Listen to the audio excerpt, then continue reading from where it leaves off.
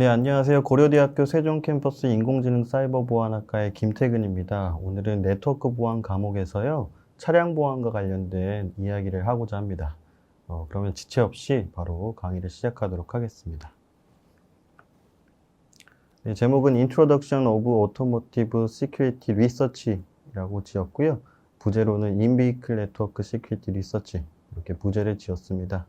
차량 IT 도메인에 있는 차량 내부 네트워크망을 관리하기 위한 방안과 그 네트워크 보안에 위협이 되는 사항들을 중점적으로 이야기하도록 하겠습니다. 네, 첫 번째 슬라이드 보시면요. 여기 오토모티브 IT라고 하는 개념이 나옵니다. 다른 것은 아니고요. 우리가 일반적으로 알고 있는 IT와 달리 차량 내부의 환경이 맞춰진 IT 인프라라고 생각하시면 되는데요. 우리 지금 사용하고 있는 여러 개의 자동차들이 있는데 그 여러 자동차들에는 사용자의 편의를 위해서 여러 가지 이슈들이 들어갑니다. 여기 텔레매틱스, 인포테인먼트, 바디 이런 여러 종류의 이슈들이 차량 내에 탑재된다는 내용을 이야기하고 있는 그림이 있는데요. 여기서도 알 수 있다시피 이러한 이슈들은 본인이 맡은 기능을 다 하기 위해서 인터넷이라든가 그 외 외부 접점망과의 연결을 지원하고 있습니다. 예를 들어서 BMW 7 시리즈를 보면요. BMW 7 시리즈 자동차의 경우에는 150여 개 이상의 ECU가 들어가는 것으로 확인이 되고요. 우리가 일반적으로 많이 타고 다니는 현대기아차라든가 그 외의 제조사들 자동차에도요. 최소 50여 개 이상의 인베리드 장치들이 들어간다고 보시면 되겠습니다. 그리고 앞서 이야기했듯이 각각의 ECU들은요. 와이파이라든가 LTE라든가 BLE 그 외 여러 가지 통신을 지원하도록 되어 있습니다. 예를 들어서 차량에 탑재되는 어떤 텔레매틱스 시스템이 있으면 그 텔레매틱스 시스템은 인터넷과 연결되고요. 인터넷을 통해서 인터넷 연결을 통해서 지원할 수 있는 여러 가지 기능들을 지원합니다. 그리고 바디 컨트롤 도메인에 있는 뭐 TPMS라든가 그 외의 장치들에서도 BLE라든가 근거리 무선망을 이용해 가지고 다양한 고객 편의 서비스를 지원하고 있습니다. 이러한 차량 IT의 발전에 따라서 고객의 편의도 증가한 상황도 있지만 그와 더불어서 위협도 함께 증가했다라고 얘기할 수 있습니다. 2010년도를 기점으로요. 다양한 종류의 위협들이 발견이 되어 왔고요. 2013년도, 15년도에는 크리스 발라색 그리고 찰리 밀러라고 하는 두 명의 화이트 해커로부터 차량이 완벽하게 탈취되고 완벽하게 제어권을 공격자에게 이룰 수 있다는 그런 위협이 보고되기도 했습니다. 2013년도, 2015년도에 화이트 페이퍼 형태로 보고된 이 사항 때문에요. 다양한 차량 제조사들이 여러 가지 종류의 보안 솔루션들을 개발하고 도입하고자 노력했고요. 현재는 이러한 문제를 해결하기 위한 여러 기법들이 차량 내에 존재하고 있고 널리 보안 메커니즘이 적용되고 있는 시점이라고 보시면 되겠습니다. 오늘은 2013년도, 15년도에 이 두 명의 해커로부터 발견된 취약점에 대해서 먼저 논해 보고요. 그리고 그 취약점을 혹은 보안적인 문제를 해결하기 위한 방안에는 어떤 것들이 있는지를 자세히 살펴보도록 하겠습니다. 구체적인 설명을 하기에 앞서서 우선은 우리 인비클 네트워크에 사용되는 CAN 프로토콜에 대한 이야기를 먼저 해야 됩니다. 이 CAN에 대한 이해가 있어야지 왜 공격이 성공했고 어떠한 문제가 내재적으로 존재하는지를 이야기할 수 있기 때문에 먼저 CAN 프로토콜에 대한 설명 혹은 배경을 같이 살펴보도록 하겠습니다. CAN은 여기에 나와 있듯이 컨트롤러 아레아 네트워크의 약자이고요. 시리얼 버스 프로토콜입니다. 해서 여기 오른쪽 그림을 보면요. CAN으로 연결된 여러 개의 ECU들이 포함된 네트워크 아키텍처가 나와 있는데요.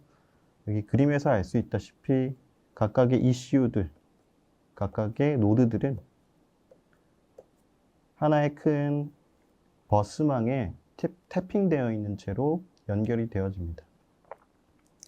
각각의 ECU들, 노드들이 보내는 여러 메시지들은요, 암호화나 인증 메커니즘이 적용되지 않은 채 전달이 되고요.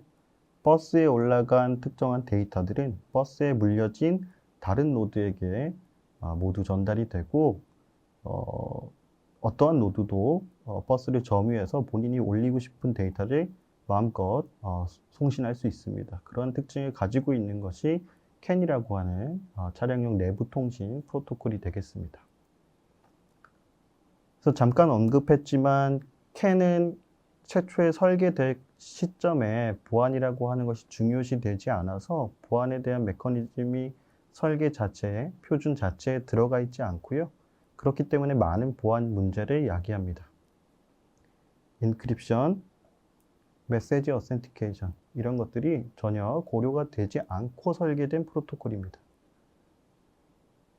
이슈가 몇 가지 에러를 체크합니다만 비트 에러, 스토프 에러, CRC 에러, 폼 에러, 에크 에러와 같은 여러 가지 에러를 체크합니다만 이 에러들은 모두 failure safety 관점에서 이 차량의 내부 노드들이, 차량에 들어가는 ECU들이 제대로 동작되고 있는지 혹은 CAN과 관련된 정상적인 동작이 이루어지고 있는지를 살펴보기 위함이고요. 보안 관점에서의 에러라든가 보안 관점에서 어떤 문제를 확인하고자 하는 그러한 용도로 사용되는 것은 아니라고 보시면 되겠습니다. 결론적으로는 다시 반복되지만 시큐리티 메커니즘이 전혀 적용되지 않은 상태로 CAN이 이용되고 있다 라고 정리할 수 있겠고, 이러한 문제로 여러 가지 위협들이 생겨나게 된 거라고 보시면 되겠습니다. 네, CAN 프로토콜을 사용해서 전달되는 메시지 프레임에 대한 설명이 이 장표에 나와 있습니다. 이를 통해서 우리가 확인할 수 있는 몇 가지 중요한 사항들이 있는데요. 그 사항을 설명하기 위해서 CAN 프레임 메시지 구조를 하나하나 살펴보도록 하겠습니다. 오른쪽 아래에 나타나 있는 그림 보시면요. Arbitration Field, Control Field, CRC, EC, EOF라고 불리우는 End of Frame, 그리고 맨 앞에 SOF라고 불리우는 Start of Frame이라고 하는 여러 가지 필드들로 해당 CAN 메시지, CAN 프레임이 구성되는 것을 확인할 수 있겠고요. 하나하나를 살펴보면요. SOF는 Start of Frame의 약자이고 이 SOF가 하는 역할은 프레임의 시작을 알리는 역할을 합니다. 단순히 이제 버스에 올라간 데이터가 시작된다 라고 하는 사항만 알리기 위한 용도로 사용되는 필드라고 보시면 되고요. 다음 따라 나오는 Arbitration ID는 CAN 메시지의 타입, CAN 메시지의 종류를 나타내기 위한 용도로 사용되는 ID 값이다 라고 보시면 되겠습니다. CAN은 특이하게 전달되는 메시지가 정형화되어 있고요. 그 메시지의 종류를 미리 특정해서 각각의 이슈들은 그것을 가지고 있습니다. 그래서 들어온 데이터의 ID 부분을 보고 특정한 ID가 매칭이 되면 그 ID에 맞는 행위를 이슈가 수행하도록 설계가 되어 있습니다. 그리고 이 Arbitration ID는요, 메시지의 타입을 특정하기도 하지만 이 CAN 메시지 데이터가 버스를 점유할 때 우선순위로서 활용이 되기도 합니다. 우선순위를 결정할 때 활용이 되기도 합니다. 여러 가지과 관련된 필로소피들이 있지만 간단하게 설명드리면 낮은 ID를 갖는 CAN 메시지가 높은 우선순위를 갖고요. 그에 따라서 버스를 점유할 가능성이 높아지게 됩니다. Arbitration ID 다음에는요, RTR이라고 하는 필드 데이터가 나오게 되는데요. 이 녀석은 Remote Transmission Request의 약자이고요. 이 녀석이 하는 일은 해당 메시지가, 해당 프레임이 원격 프레임인지 아닌지를 나타내는 용도로 사용이 됩니다. CAN에 돌아다니는 데이터들 중에서는 그 중에 데이터 프레임도 있을 수 있고요. 리모트 프레임도 있을 수 있는데요. 이 리모트 프레임은 실제로 어떤 데이터를 전달하기 위한 목적을 갖는다기보다는 특정한 이슈에게 특정한 노드가 필요로 하는 데이터를 요청할 때 사용되는 프레임이라고 보시면 되겠습니다.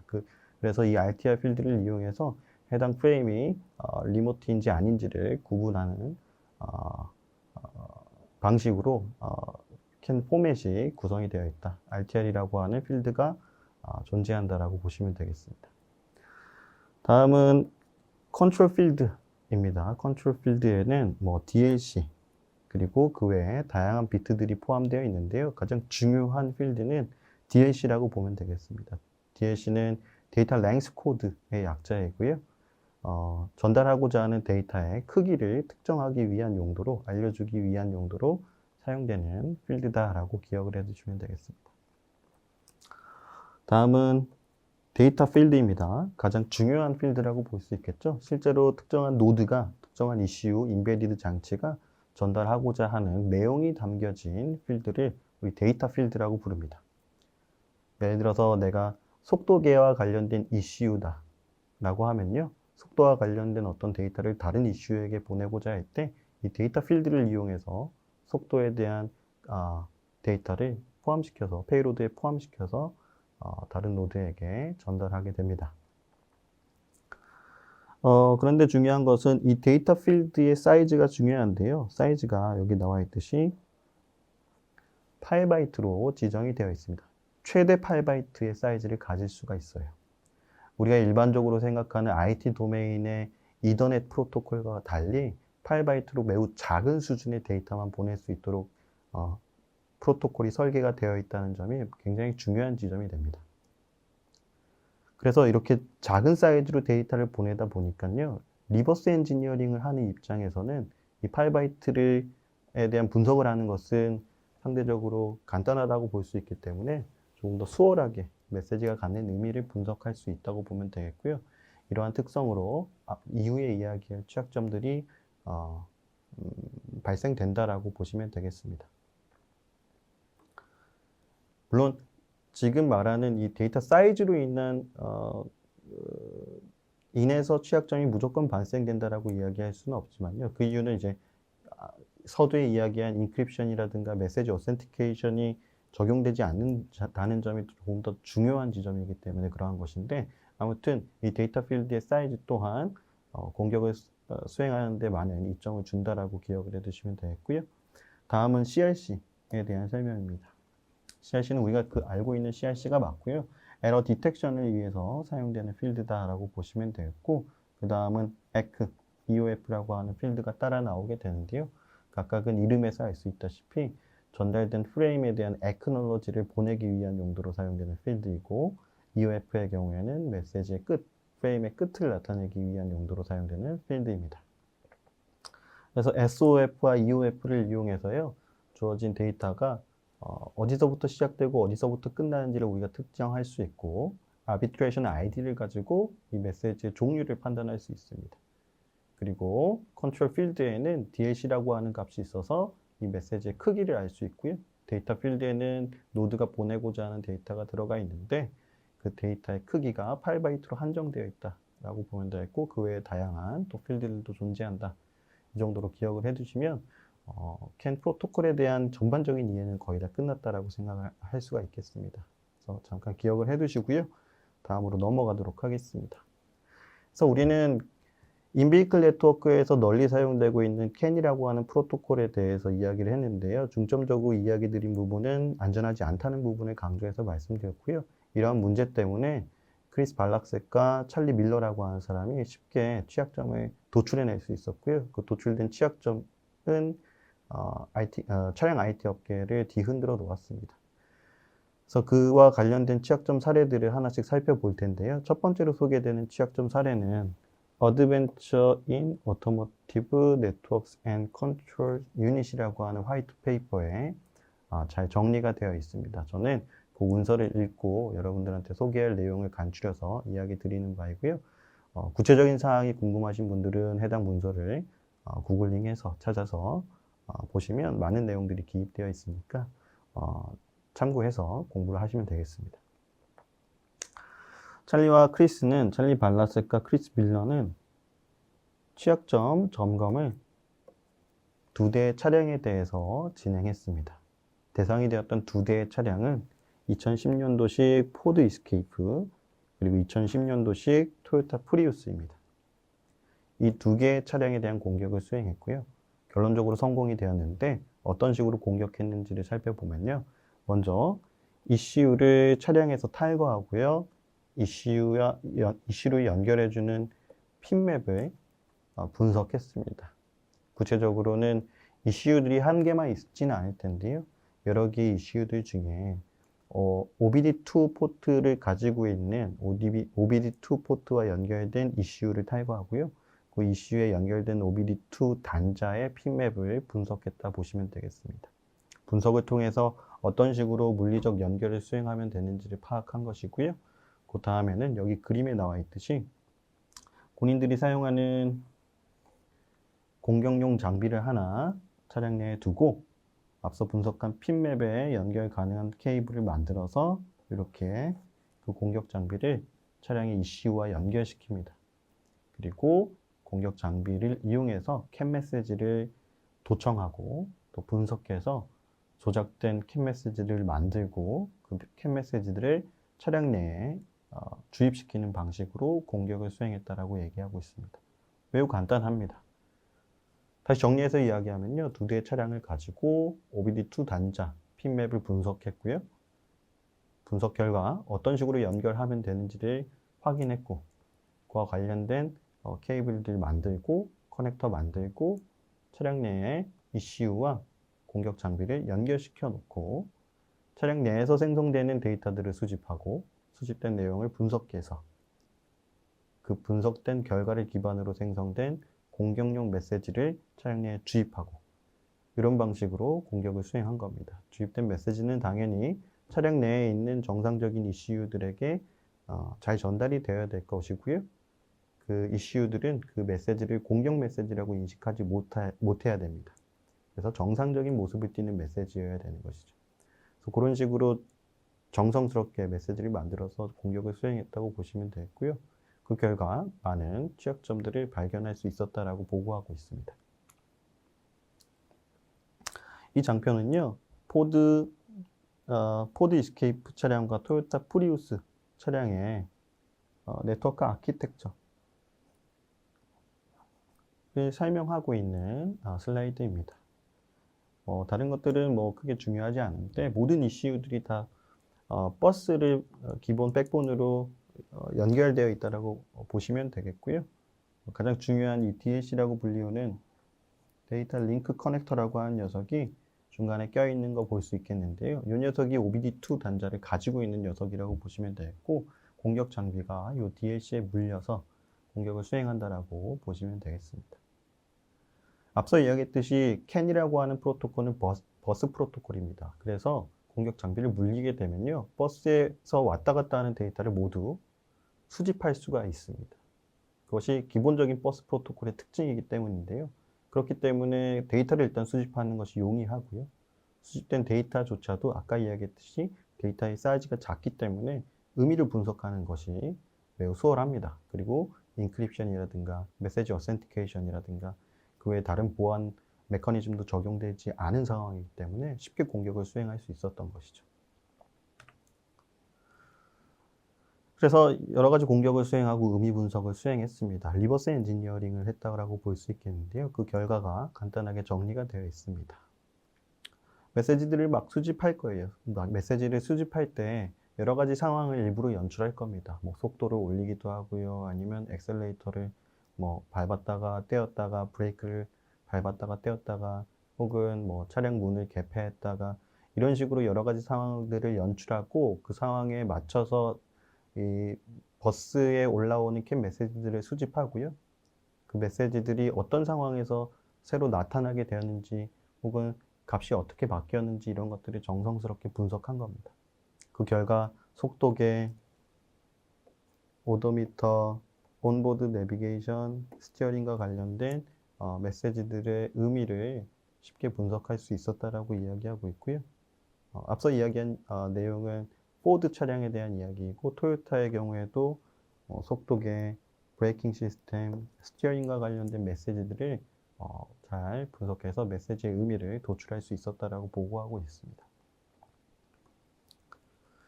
그래서 메시지 의미를 분석하게 되면요, 이 메시지를 구성하는 방법도 내가 파악할 수 있겠고요. 그 파악된 내용을 기초로 정상적으로 보이는 메시지를 내가 만들어서 공격 장비로 주입시키면요, 주입된 메시지들은 정상적인 그 외에 이슈들에게 전달이 되고 전달된 메시지로 인해서 여러 가지 오작동이 발생되는 효과를 누릴 수 있었다라고 공격자들은 밝히고 있고요. 그 외에도 다이어고니스틱이라고 하는 서비스를 이용한 공격도 소개하고 있는데요. 다이어고니스틱 서비스라고 하는 것은 간단하게 말해서 차량 내에 탑재되는 이슈들에 문제가 생겼을 때 문제 상황을 대처하기 위한 용도로 만들어진 서비스를 다이어고니스틱 서비스라고 얘기하는데, 그 서비스의 프로토콜을 이용한 공격도 가능했다라고 얘기하고 있습니다. ISO 14228 그리고 14230 표준을 보면요, 구체적으로 어떤 방식으로 다이어고니스틱 서비스가 이제 원활하게 이제 동작이 되는지를 정의하고 있는데요. 이 문서를 일단 참고해서 전반적인 동작 사항을 파악했다라고 얘기하고 있고요. 그 파악된 사항을 기초로 해서 다이어고니스틱 서비스를 위해서 차량 내에 돌아다니는 메시지를 분석하고 메시지로부터 추가적인 취약점을 도출할 수 있었다라고 얘기하고 있습니다. 근데 중요한 것은 이 다이어고니스틱 서비스가 누구에게나 활용 가능한 서비스는 아닌데요. 그래서 일단 기본적인 보안 메커니즘이 적용되었다고 볼 수 있는데요. 그럼에도 불구하고 이 두 명의 해커가 성공적으로 공격을 수행할 수 있었던 이유는 이 다이어고니스틱 서비스를 위해서 만들어진 시큐리티 액세스라고 하는 서비스의 취약점이 존재했기 때문에 그것이 가능한 것이라고 얘기하고 있습니다. 시큐리티 액세스 서비스는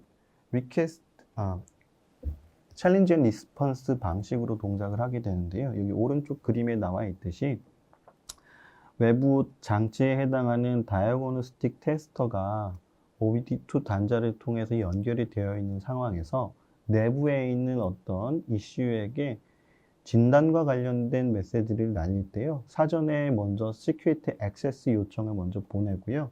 이때는 시드를 요청하는 내용을 담은 메시지를 이슈에게 전달합니다. 그럼 전달받은 이슈 입장에서는요, 그 시드에 대한 요청을 받았기 때문에 시드를 하나 생성해서 이렇게 다이어고니스틱 테스터에게 해당 시드를 전달합니다. 시드를 요청받고요, 시드를 생성해서 외부 익스터널 디바이스에게 전달해 줍니다. 그러면 익스터널 디바이스에서는요, 미리 존재하는 시크릿 키를 가지고요, 보안 토큰 혹은 보안 키를 가지고 그것을 조작된 내용을 리스폰스로 이슈에게 다시 보내게 되고요. 이슈는 그 내용을 보고 밸리드한지, 유효하지 않은지를 따져서 유효하다면 그 이후에 다이어고니스틱 서비스를 제공해 주는 식으로 동작을 하게 됩니다. 근데 여기에 이제 시큐리티 액세스라고 한 서비스에 취약점이 존재했다라고 얘기하고 있어요. 본인들이 분석을 해 보니 요청을 한 이후에 전달되는 시드가 112233으로 항상 고정되어 있다라고 한 사실을 깨달았다라고 얘기하고 있습니다. 그러면 이미 존재하는 공유되고 있는 보안키가 바뀌지 않는 이상 112233이 항상 나오게 되니까 그에 대한 응답도 항상 동일하게 되었다고 이야기하고 있어요. CBBF91이라고 하는 바이트 값들이 112233에 대한 리스폰스로 밝혀졌고, 이 값이 지속적으로 발생되는 것을 공격자들이 확인해서 내가 굳이 키를 갖고 있지 않다 하더라도 이 CBBF91이 어차피 이슈에게 전달될 것이기 때문에 올바른 리스폰스라고 하는 확신이 있기 때문에 이 메시지만 생성해서 보내게 되면 문제가 없이 그 이후에 다이어고니스틱 서비스를 이용할 수 있다라고 하는 것을 발견했고, 그를 이용해서 공격을 수행했다라고 얘기하고 있습니다. 그래서 그 시큐리티 액세스를 뚫고 그 다음에 여러 가지 다이어고니스틱 서비스를 이용한 공격을 수행했다라고 얘기하고 있고요. 뭐 진단과 관련된 여러 가지 메시지들, 뭐 engage break, 뭐 no break 이런 여러 가지 클러스터에 이제 띄울 수 있는 주의 사항들을 무작위로 띄울 수 있었다라고 얘기하고 있습니다. 이것은 또 다른 데몬스트레이션인데요. 이 내용은 생략하도록 하겠습니다. 첫 번째 트윗을 대한 설명이 끝났고요. 간단하게 정리해서 말씀드리면 첫 번째 트윗은 매우 간단한 방식으로 이루어졌습니다. 잘 다시 내용을 복기해 보면요. 내가 공격하고자 하는 위치를 특정해서요. 이슈 탈거하고요. 그 위치라 함은 이제 OBD2 단자가 물려진 이슈라고 보시면 되겠죠. 그 이슈에 자신이 원하는 공격을 수행할 수 있는 공격 장비를 물리고 분석된 내용을 기초로 메시지를 만들어서 차량 내에 주입하는 방식으로 공격을 수행했던 것이고요. 간단한 물리적인 공격을 통해서 성공적으로 공격을 수행했다고 볼 수 있겠는데 2013년도 당시에는 이 시큐리티 이슈가 많이 회자가 되지는 않았습니다. 그 이유는 기본적으로 전제하기를 차량 내에 침입자가 침투할 수 있는 상황, 물리적으로 차의 문을 열고 이슈의 공격 장비를 물릴 수 있는 상황을 가정했기 때문에 공격의 난이도가 그리 높지 않다라고 평가가 되었고요. 사실 그 당시에는 그 지점 때문에 그러한 한계 때문에 많은 차량 제조사들이 이 위협의 수준을 낮게 평가하고 그에 대한 적절한 대처를 하지 않았던 상황이었습니다. 그래서 크리스 발라섹과 찰리 밀러도 이에 대한 사항을 공감하고요. 두 번째 취약점을 찾고자 노력합니다. 그 두 번째 찾아진 취약점은 리모트 exploitation of unaltered passenger vehicle이라고 하는 화이트 페이퍼의 내용이 자세히 설명이 되어 있습니다. 간단합니다. 앞서 이제 이야기했던 취약점의 경우에는 물리적인 연결이 필요했기 때문에 다소 난이도가 낮게 평가가 되었던 거잖아요. 그래서 이 두 명의 건은 이것을 원격으로 하기 위한 방법을 찾아내고자 노력을 했습니다. 우선 원격 공격 지점을 어택 서페이스를 찾고자 노력을 했고요. 이때 대상이 되었던 원격 공격의 빅팀에 해당하는 것은 텔레매틱스 시스템인데 Uconnect라고 불리우는 이름을 가진 텔레매틱스 시스템이었다라고 얘기하고 있습니다. 그래서 어택 서페이스를 먼저 찾고요. 텔레매틱스로 한정을 하고 텔레매틱스를 공격하기 위한 시도를 합니다. 결론적으로 성공이 되었고요. 이 공격의 대상이 되었던 텔레매틱스 시스템에 코드를 주입하고 여러 가지 커맨드를 실행하도록 하여서 이전에 했던 방식과 마찬가지로 캔 메시지를 분석하고 원하는 캔 메시지를 쏠 수 있도록 차량을 제어할 수 있었다라고 얘기하고 있습니다. 대상이 되었던 차량은 지프 체로키 2014년도에 만들어진 지프 체로키 차량이고요. 이 체로키 차량을 대상으로 공격을 수행했다라고 얘기하고 있고 구체적인 사항을 설명드리면요.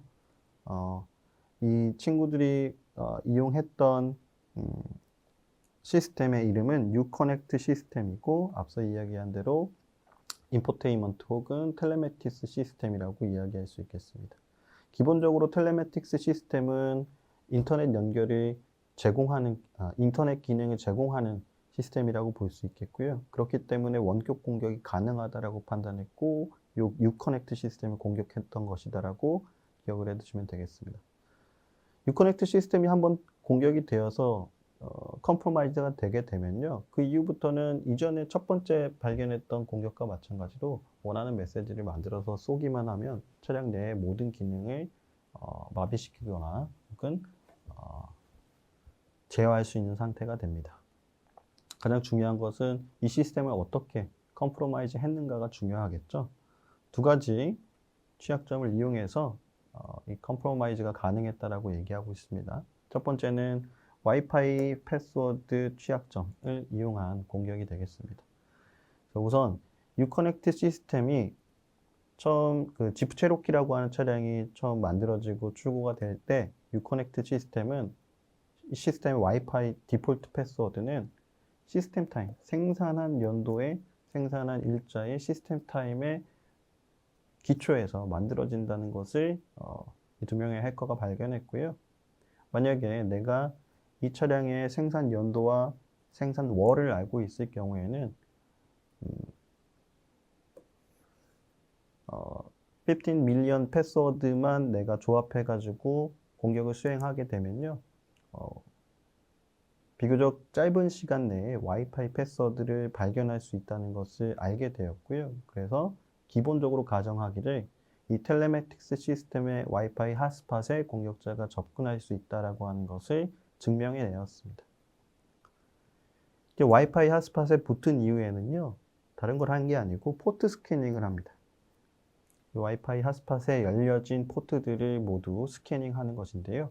포트라고 하는 것은 어플리케이션마다 실행되고 있는 프로그램마다 배정되어 있는 것인데, 이 어떠한 시스템의 경우에는 취약한 어플리케이션이 있을 수 있고, 그 어플리케이션이 사용하는 포트가 열려 있다면 그 취약한 어플리케이션이 지금 시스템에 존재한다는 것을 반추할 수 있기 때문에 우선은 포트 스캐닝을 먼저 수행한 겁니다. 그랬더니 D버스라고 하는 시스템이 서비스가 지금 백그라운드로 지금 텔레매틱스 시스템에 실행이 되고 있다는 사실을 인지할 수 있다라고 얘기하고 있고요. 이 D버스 서비스를 공격하기 위한 수단을 또 마련하고자 했다고 합니다. D버스가 이제 열려져 있는 상태에서 D버스는 이제 외부에 있는 어떤 요청을 받아들여서 그 요청을 수행해주는 기능을 하고 있는데, 이 중요한 것은 D버스가 만약에 인증을 하지 않게 되면 어떠한 사용자도 내가 원하는 명령을 내릴 수 있는 상태가 됩니다. 그런데 이 지프 체로키 차량에 탑재되고 있는 하만에서 만든 유커넥트 시스템의 D버스는 어떠한 인증 절차도 거치지 않은 채 외부의 익명의 사용자로부터 전달된 커맨드를 수행할 수 있도록 하는 기능을 제공하고 있었다라고 얘기하고 있습니다. 그렇기 때문에 이 두 명의 해커는 그 점을 이용해서 본인이 원하는 커맨드를 날릴 수가 있었고요. 그 결과 어떤 펌웨어를 조작하거나 아니면 차량 내부에 지금 돌아가고 있는 서비스들 중에 크리티컬한 서비스들을 본인이 제어하고 실행할 수 있었다라고 밝히고 있습니다. 결론적으로 이 문제가 발견이 되면서 피아트 크라이슬러에서는요, 지프 체로키 차량 제조사에서는요, 1.4 밀리언 대의 자동차들을 모두 리콜하게 되었습니다. 부가적인 내용이긴 하지만 만약에 차량 내에 문제가 있는 텔레매틱스 시스템이 있는데 문제가 발견되었다라고 할 때 가장 빠르게 쉽게 조치할 수 있는 그 보안 문제를 해결할 수 있는 방법은 OTA를 이용한 조치 방법이 있을 수 있는데요. 그러니까 원격으로 펌웨어를 업데이트 시키는 것이죠. 근데 그 당시에 크라이슬러에서 만든 지프 체로키 차량에는 그런 OTA 기능이 없었기 때문에 물리적으로 차량 내에 있는 시스템에 접근을 해서 업데이트를 수행해야 되기 때문에, 예를 들어 서비스 센터에 가서 실제 USB를 꽂고 업데이트를 수행하는 것이죠. 그런 방식으로밖에 업데이트를 할 수가 없어서 1.4 밀리언 대의 자동차들이 모두 리콜이 되었다라고 얘기하고 있고, 최초로 금전적인 손실을 야기한 차량 보안 사고라고 볼 수 있겠고, 이 사고가 이 레포트가 나온 이후부터 많은 차량 제조사들이 보안에 관심을 갖고 여러 가지 솔루션들을 개발하고 차량 내에 그 솔루션들을 탑재하기 위해서 여러 가지 노력을 수행했다라고 보시면 되겠습니다. 차량 제조사뿐만 아니라 여러 개의 콘소시엄도 만들어지고요. 오토 아이삭이라고 불리우는 차량 제조사나 차량 부품 회사의 컨소시엄도 만들어지고요. 리자라고 하는 북미 기구에서 사이버 보안과 관련된 가이드라인도 만들고, 그 외에 다양한 기구들 혹은 컨소시엄들에서 차량 보안과 관련된 활동을 지속적으로 하게 됩니다. 네, 앞서 말씀드린 컨소시엄이나 여러 가지 가이드라인도 만들어졌고요.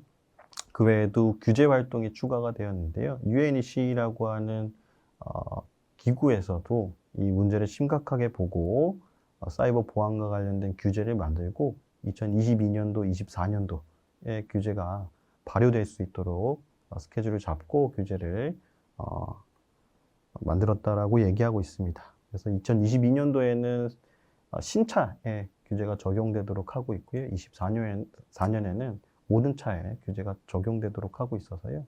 어쩔 수 없이 제조사들은 보안 문제를 해결하기 위한 여러 가지 솔루션들을 개발하고 도입해야 되는 상황이다라고 문제를 정의할 수 있겠고요. 규제 사항에 대한 설명이 있는데요. 이 설명은 넘어가도록 하겠습니다. 잠깐만 이야기하면 IDPS라든가 시큐리티 로거, 포렌식과 관련된 활동들을 지원해야 된다. 이런 내용이 있고요. 그 외에도 제조사나 부품사나 여러 가지 보안 정책을 위한 어떤 시스템이 마련이 되어 있어야 된다라고 한 사항을 규제로서 만들어 놓고 그것을 인증받아야지만 차량이 판매될 수 있도록 한다라고 간단히 이야기할 수 있겠고 넘어가도록 하겠습니다. 그래서 여러 가지 이제 배경에 대한 설명도 드렸는데요. 차량 제조사 입장에서 어떠한 솔루션이 만들어질 수 있고 또 어떠한 솔루션이 도입되면 어떠한 효과가 있을 것인지에 대한 논의를 같이 해보도록 하겠습니다. 자, 차량 내부에 존재하는 여러 가지 문제들이 있는데 보안과 관련된 문제들이 있는데요. 그 문제들의 종류는 매우 다양하고요. 그 문제들의 종류가 다양하기 때문에 그것을 막는 방법 또한 매우 다양한 방법으로 막을 수 있다고 보면 되겠습니다. 펌웨어 인티그리티 체크, 시큐어 부트, 시큐어 스토리지, 익스터널 디바이스 어센티케이션, 익스터널 커뮤니케이션 프로텍션, 그리고 키 엔트리 시스템 시큐리티 등의 여러 가지 보안 솔루션 우리가 생각해 볼 수 있겠는데요. 하나하나 간단하게 말씀드리면 펌웨어 인티그리티 체크는 ECU에 들어가는 펌웨어의 무결성, 그러니까 중간에 변조가 되었는지 변조가 되지 않았는지를 확인하기 위한 메커니즘이라고 보면 되겠고요. 시큐어 부트는 부팅 시점에 부트로더가 변조가 되었는지 변조되지 않았는지를 확인하는 시큐리티 메커니즘이라고 보시면 되겠습니다. 세 번째 시큐어 스토리지는 말 그대로 안전한 저장소라는 의미를 가지고 있는데요. 옆에 표현되어 있듯이 하드웨어 시큐리티 모듈이라고 하는 모듈에서 제공하는 기능이라고 보시면 되고요. 이 HSM이라고 불리우는 하드웨어 시큐리티 모듈에 존재하는 안전한 저장소라고 하는 것은 보안 토큰에 해당하는 보안 키라든가 여러 가지 인증서들을 담기 위한 저장소라고 보시면 되겠습니다. 그러나 보안성이 높은 그러한 저장소라고 보시면 되겠고요. 또 익스터널 디바이스 어센티케이션은 외부 장치가 차량 내의 이슈와 연결될 때 그 외부 장치를 인증하기 위한 수단이라고 보시면 되겠고, 익스터널 커뮤니케이션 프로토콜은 외부 인터넷망으로 연결된 혹은 BLE라든가 근거리 무선망으로 연결된 디바이스가 있을 때 그 디바이스로부터 전달받는 데이터가 유효한지 혹은 안전한지를 검사하기 위한 메커니즘이라고 보면 되겠습니다. 마지막 키 엔트리 시스템 시큐리티는요, 우리가 예전에는 물리적인 키가 있어야만 차량 내로 들어갈 수가 있었고, 그리고 시동도 물리적인 키를 이용해서 실제로 물리적인 키를 차량에 꽂아서 시동을 걸었습니다. 그러나 요즘에는 스마트 키 형태가 되고 키가 디지털 키 형태가 되면서 실제로 물리적인 키가 없다 하더라도 출입하는 것이 가능하고 시동이 가능한 상황이 되었는데요. 그와 관련된 보안 정책을 우리 키 엔트리 시스템 시큐리티라고 얘기합니다. 그래서 다양한 종류의 시큐리티 메커니즘이 있을 수 있습니다. 그리고 이 각각의 메커니즘들은 높은 정도의 시큐리티를 제공합니다. 그런데 문제는 이러한 다양한 시큐리티 메커니즘을 모든 이슈에게 적용하는 것은 실제로 거의 불가능에 가깝다는 것입니다. 일단 개발하는데 많은 어려움이 있고요. 또 소프트웨어의 가격이나 아니면 HSM 모듈 하드웨어의 가격이 상대적으로 매우 높은 편에 속하기 때문에 이런 것이 매우 어렵다라고 이야기하고 있습니다. 그래서 일부의 매우 중요한 세이프티 크리티컬한 기능을 담당하고 있는 일부의 중요한 이슈들, 파워트레인과 관련된 이슈들이나 자율주행과 관련된 이슈들, 혹은 네트워크 전반을 관리하는 게이트웨이와 관련된 이슈들에만 이러한 많은 시큐리티 메커니즘들이 적용된다고 볼 수 있습니다. 그런데 그렇다고 해서 나머지 이슈들을 우리가 전혀 고려하지 않을 수는 없죠. 그래서 우리는 이 전체 네트워크를 관장하고 관리하기 위한 보안 솔루션에 대한 필요를 느끼게 되었습니다.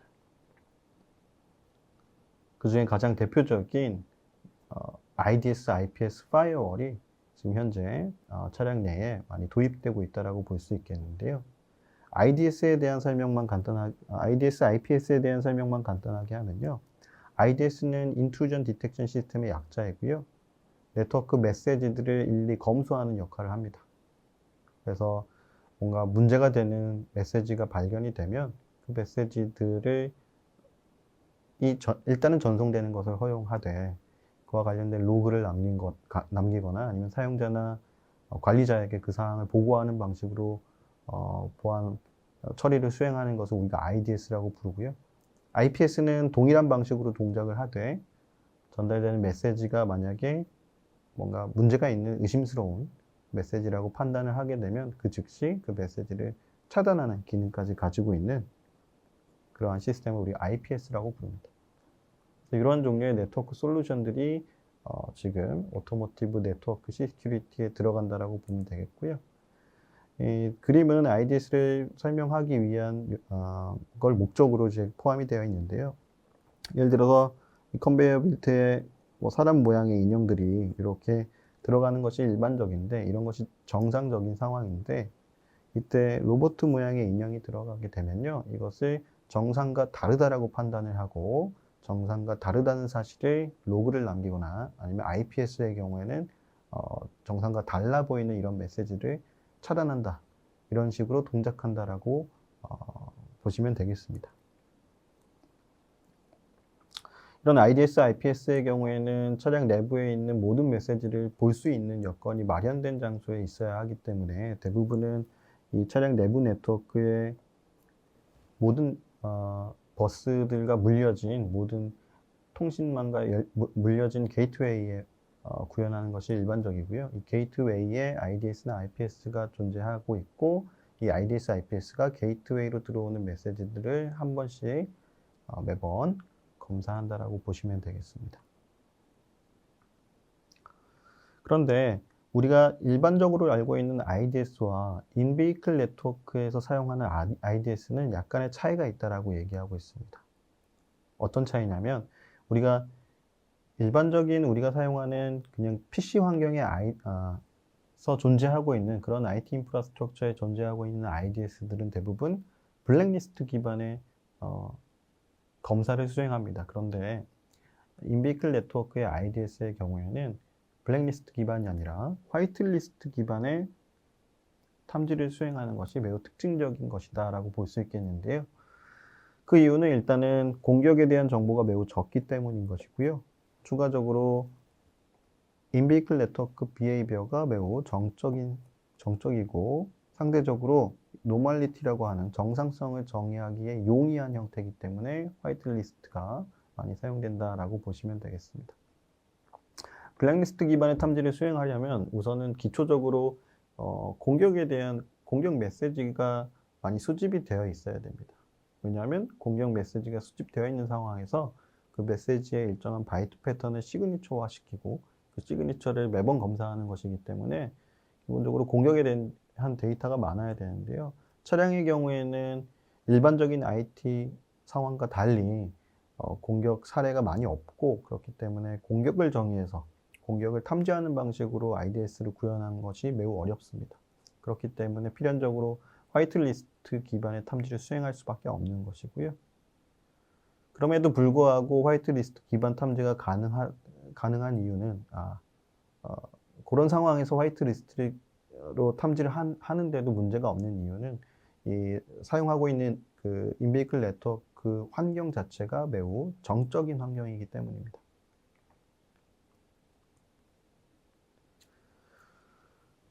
인베이클 네트워크 비헤이비어에 대한 설명이 나와 있는데요. 다음으로 넘어가서 바로 설명을 드리면요. 결론적으로 매우 정형화되어 있는 데이터만 그 인베이클 네트워크 상에서 돌아다니게 됩니다. 그 정형성을 나타내주는 대표적인 예라고 할까요? 하는 것이 이제 DBC 파일인데 DBC 파일은 CAN 데이터베이스의 약자이고요. CAN 데이터베이스는 CAN이라고 하는 프로토콜을 이용하는 인베이클 네트워크에서 왔다 갔다 하는 각각의 메시지들에 대한 정보를 포함하고 있는 데이터베이스라고 보시면 되겠습니다. 그래서 아래 그림 보면요. 메시지라든가 시그널이라든가 메시지에 포함된 페이로드를 의미하는 겁니다. 그런 시그널이라든가 그런 종류들이 쭉 나래비가 되어 있고요. 나래비 되어 있는 각각의 메시지라든가 시그널에 대한 특징도 함께 데이터베이스에 포함되어 있는 것을 확인할 수 있습니다. 거의 대부분의 메시지가 이러한 형태로 정의가 되어 있습니다.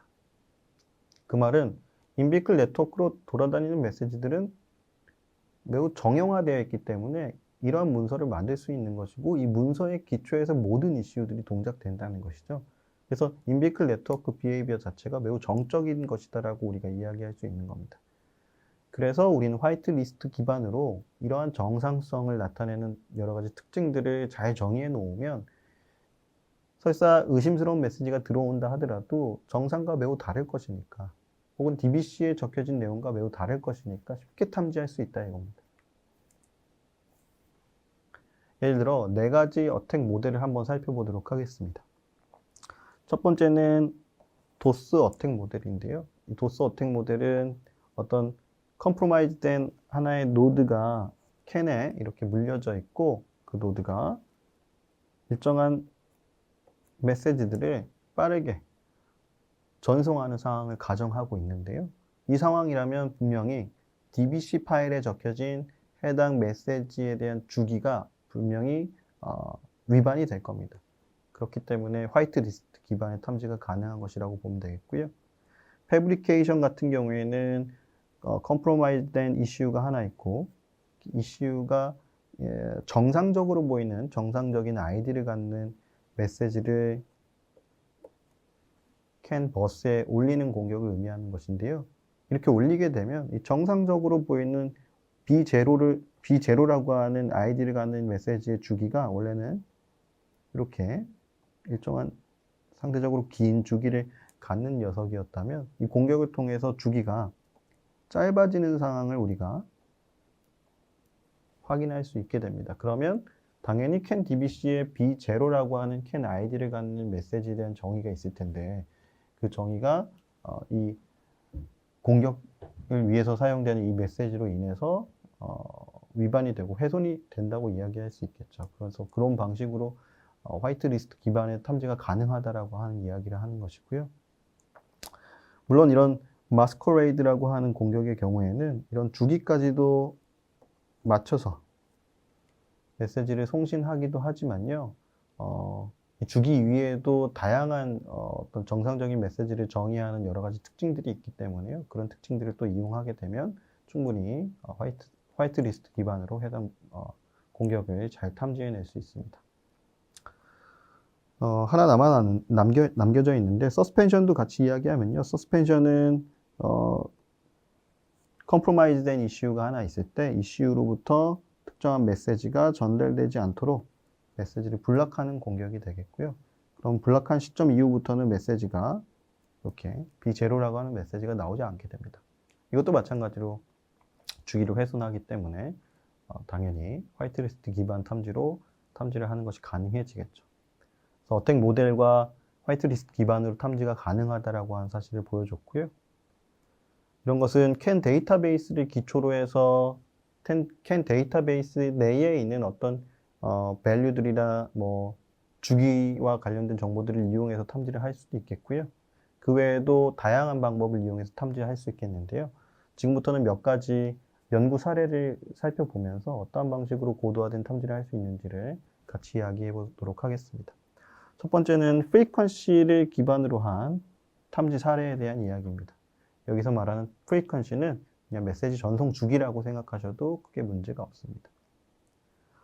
연구 사례인데요. 아래에 이제 연구 논문을 찾아보시면 연구 사례가 잘 정리가 되어 있을 것이고요. 간단하게만 말씀드리면 이렇게 다양한 매트릭들을 정상적으로 보이는 네트워크 트래픽으로부터 추출을 하고요. 아이디라든가 뭐 시간당 메시지의 개수라든가 뭐 해밍 디스턴스라고 부르는 어떤 특별한 밸류들이라든가 이런 것들을 추출하고요. 그런 것들을 실시간으로 들어오는 캔 메시지 트래픽으로부터 다시 추출합니다. 그래서 그 둘을 비교하는 것이죠. 근데 비교하는데 그냥 비교하는 것이 아니라 원 클래스 SVM이라고 하는 어떤 머신러닝 알고리즘을 이용해서 비교하게 되고요. 일정 스레시홀드를 넘어가게 되면 이게 비정상이다라고 하는 식으로 결론을 내리는 방법으로 비정상적인 메시지를 탐지하는 기법이 소개가 되어 있습니다. 다음은 시퀀스 베이스드 디텍션 사례가 되겠는데요. 이건 간단하게 말해서 아까 서두에 이야기한 캔 메시지의 가장 중요한 역할을 하는 필드 중 하나인 캔 아이디를 이용해서 탐지를 하는 방법입니다. 네트워크 트래픽을 수집하고요. 캔 아이디만 따로 추출해서 시퀀스 형태로, 서열 형태로 만듭니다. 그러면 신기하게도 오가는 메시지들이 정형적이기 때문에 대부분은 비슷한 방식으로 시퀀스가 정의가 될 겁니다. 예를 들어서 0x100 메시지가 나왔다가 그 다음은 대부분 0x300이 나오고 그 다음은 0x200, 그 다음은 0x500이 나오더라 라고 하는 어떤 규칙이 발견이 될 텐데요. 그 규칙을 잘 그 패턴을 잘 추출해서 그 패턴을 실시간으로 분석하는 겁니다. 그러면 공격자가 임의의 아이디를 가진 메시지들을 주입하게 되면요. 그 메시지로 인해서 캔 아이디 시퀀스가 훼손이 될 거고요. 위반이 될 것이고요. 그걸 잘 분석해서 머신러닝 알고리즘을 쓰든 아니면 기본적인 통계학적인 기법을 쓰게 되면 그걸 잘 구분할 수가 있겠는데 그걸 잘 구분해서 비정상적인 메시지가 들어왔음을 확인할 수가 있겠습니다. 다음은 엔트로피라고 하는 매개 변수를 이용해서 탐지를 수행하는 방법이 되겠습니다. 캔 아이디라든가 어떤 데이터 밸류라든가 이런 데이터 밸류 아이디들의 엔트로피 값을 실시간으로 측정해서요. 엔트로피 값이 높아지는 시점에 어떤 메시지들을 악의적인 메시지라고 판단한다고 보시면 되겠는데요. 엔트로피는 간단하게 얘기해서 불확실성을 의미하는 것이고요. 다양한 밸류들이 나올수록 이 불확실성은 높아지게 됩니다. 캔 아이디가 다양하게 나오는 시점에 어떠한 엔트로피 값이 높아지고 아니면 기존과 달리 엔트로피가 갑자기 솟구치는 이런 지점이 있을 텐데요. 이런 지점을 포착하기 위한 용도로 만들어진 메커니즘이라고 보시면 되겠습니다.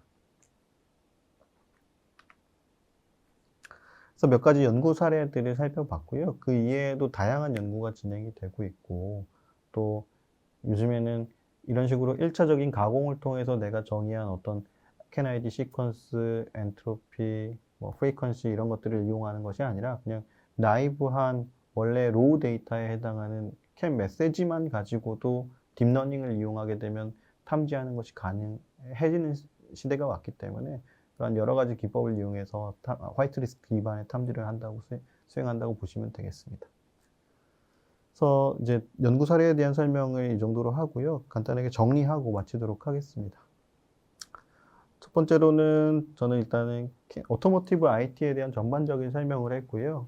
그 설명의 요는 이제 많은 이슈들이 들어간다였고, 그리고 이슈들이 인터넷과 같은 어떤 외부망과 많이 연결되고 있기 때문에 공격자로부터 공격이 들어올 가능성이 많이 높아졌다라고 하는 중요성을 먼저 여러분께 설명을 드렸습니다.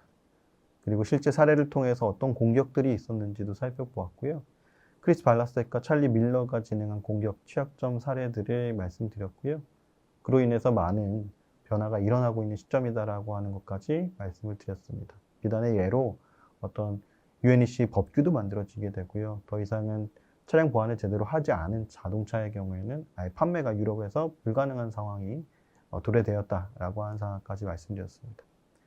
그래서 여러 가지 다양한 시큐리티 메커니즘들을 만들어 놓고 도입을 하고 있는데 대부분 이런 것들은 비용적인 측면에서 매우 오버헤드가 높고 또 개발하기 어렵기 때문에 모든 이슈에 이것을 적용하는 것은 어렵다라고 정리를 해드렸고 그래서 그렇게 중요하지 않은 이슈들에 대한 어떤 보안 처리를 담당하는 솔루션이 필요했다까지 이야기했습니다. 그 솔루션 중에 하나가 IDS, IPS와 같은 것이다라고 얘기했고요. IDS는 화이트리스트 기반의 탐지를 수행한다라고 이야기했고 그것이 가능했던 이유는 기본적으로 네트워크가 정형화되어 있기 때문이다. DBC라고 하는 폼에서 우리가 정의할 수 있듯이 그런 데이터를 만들 수 있다는 것은 역으로 생각하면 네트워크 자체가 이미 정형화되어 있다는 것이죠. 그래서 그렇기 때문에 그런 상황에서 화이트리스트 기반의 탐지가 가능했던 것이고 그 화이트리스트 기반 탐지를 할 때 DBC에 정의된 내용을 이용하기도 하고 앞서 설명드린 프리퀀시, 캔 아이디, 시퀀스, 엔트로피 등의 다양한 통계학적인 매트릭을 이용하기도 한다라고 이야기 드렸습니다. 그래서 오늘은 여기까지 말씀을 드리고요. 구체적인 사항은 또 이후에 기회가 될 때 더 자세하게 말씀드리도록 하겠습니다. 이 정도로 강의 마치도록 하겠습니다. 감사합니다.